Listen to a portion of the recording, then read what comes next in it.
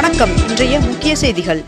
405 பகுதி சுகாதார செவிலியர்கள், 117 வட்டார சுகாதார மேற்பார்வையாளர்களுக்கு அமைச்சர் மா. சுப்பிரமணியன் அவர்கள் பதவி உயர்வு ஆணையை வழங்கினார்.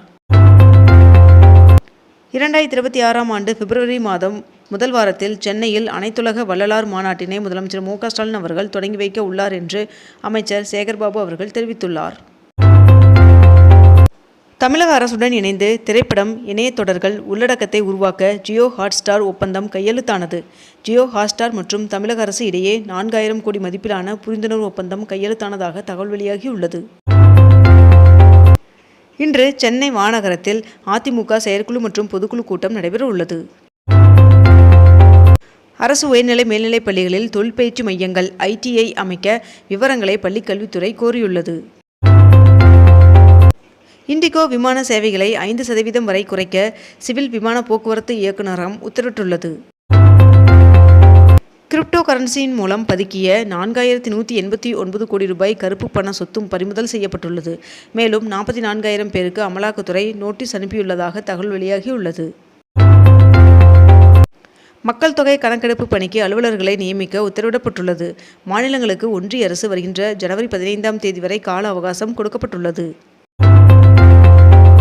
திருப்பரங்குன்றம் விவகாரத்தில் நீதிமன்ற உத்தரவை நிறைவேற்றாததால் தொடரப்பட்ட நீதிமன்ற அவமதிப்பு வழக்கு வருகின்ற 17ஆம் தேதிக்கு விசாரணை ஒத்திவைக்கப்பட்டது.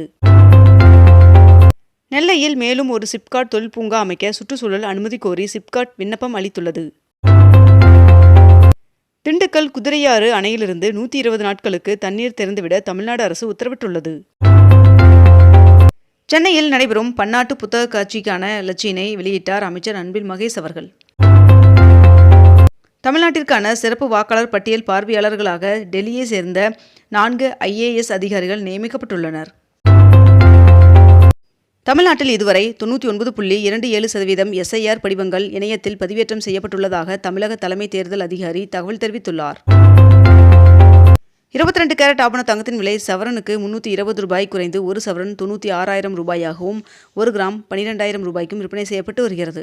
இதனைத் தொடர்ந்து 1 கிராம் வெள்ளியின் விலை கிராமிற்கு 1 ரூபாய் அதிகரித்து 1 கிராம் வெள்ளி 199 ரூபாய்க்கு விற்பனை செய்யப்பட்டு வருகிறது.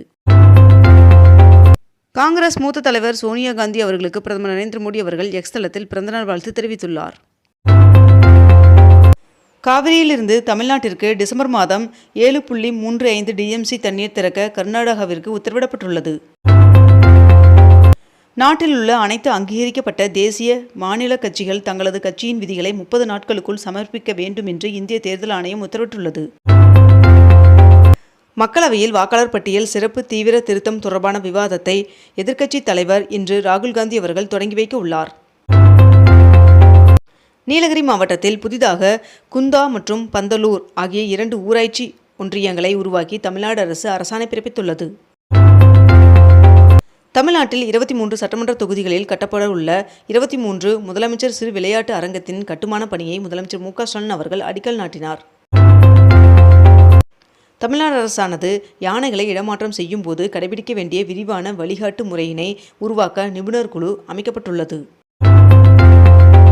சித்த மருத்துவ பல்கலைக்கழக மசோதாவை குடியரசுத் தலைவருக்கு ஆளுநர் RN ரவி அவர்கள் அனுப்பி வைத்துள்ளார்.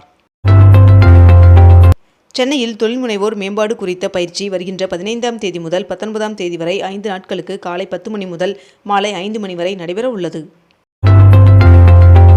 பொள்ளாச்சி மற்றும் ஆனைமலை சுற்றுவட்டார கிராமங்களில் இளநீர் உற்பத்தி அதிகரிப்பால் பண்ணை விலை 23 ரூபாயாக சரிந்துள்ளது.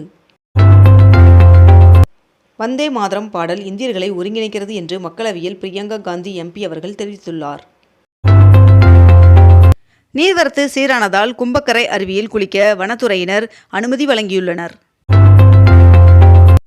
மீன்வளம் மற்றும் மீனவர் நலத்துறை சார்பில் 98,92 லட்சம் ரூபாய் செலவில் மேம்படுத்தப்பட்ட மீன்பிடி துறைமுகங்கள், மீன் இறகுதளம் மற்றும் புதிய மீன் விதை பண்ணையை முதலமைச்சர் மு. க. ஸ்டாலின் அவர்கள் திறந்து வைத்துள்ளார்.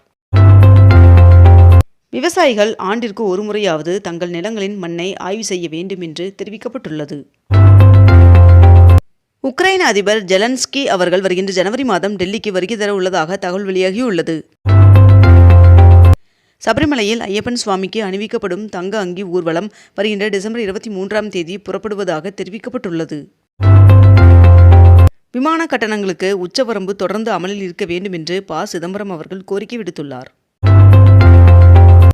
இண்டிகோ விமான சேவைகள் வருகின்ற டிசம்பர் 10ஆம் தேதிக்குள் வழக்கம் போல் இயங்கும் வகையில் சரி செய்யப்படும் என்று இண்டிகோ நிறுவனம் அறிவித்துள்ளது.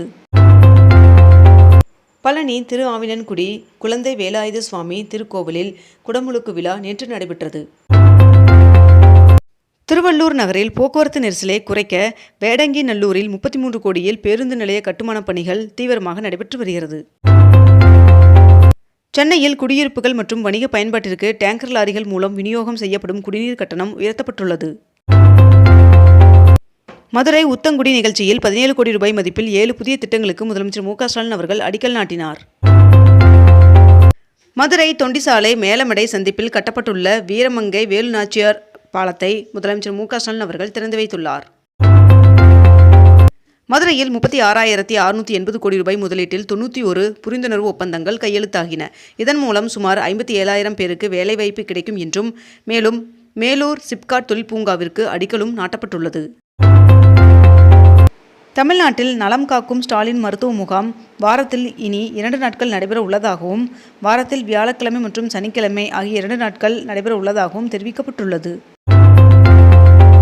தமிழ்நாடு முழுவதும் மின்னணு வாக்குப்பதிவு இயந்திரங்களை சரிபார்க்கும் பணி வருகின்ற டிசம்பர் 11ஆம் தேதி தொடங்குகிறது.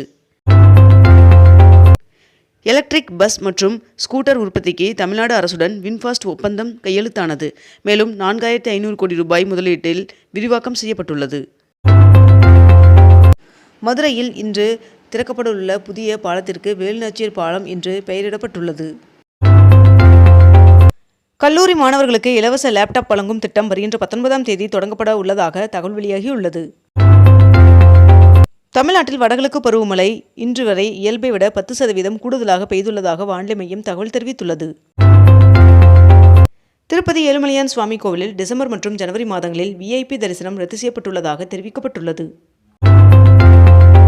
திமுக இளைஞர் அணியின் வடக்கு மண்டல நிர்வாகிகள் சந்திப்பு வருகின்ற 14ஆம் தேதி மாலை 4 மணிக்கு திருவண்ணாமலை கலைஞர் திடலில் நடைபெற உள்ளதாக தகவல் வெளியாகியுள்ளது.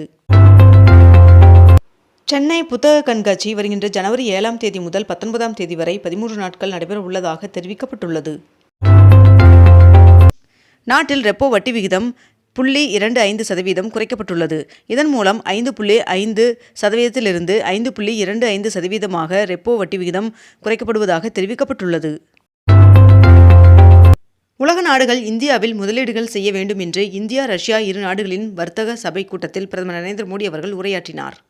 இத்துடன் இன்றைய தலைப்புச் செய்திகள் நிறைவடைகின்றன.